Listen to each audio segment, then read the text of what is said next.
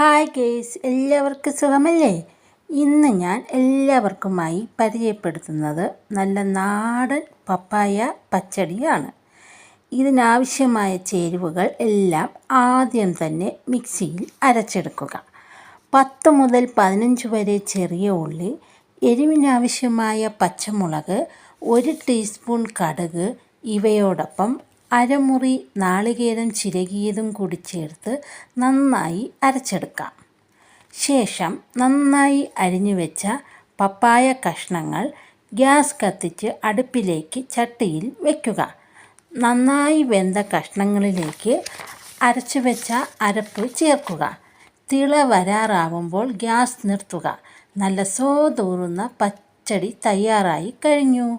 ഇനി ഇതിനു വേണ്ട വറവൽ തയ്യാറാക്കാം. ഒരു കടായിയിൽ വെളിച്ചെണ്ണ ഒഴിച്ച് കടുകും ചെറിയ ഉള്ളിയും കറിവേപ്പിലയും മൂപ്പിച്ച് പച്ചടിക്കൂട്ടിലേക്ക് ഒഴിക്കുക. എന്താ ഒരു സുഗന്ധം! അടുത്ത റെസിപ്പിയുമായി വരുന്നത് വരെ എല്ലാവർക്കും ശുഭദിനം.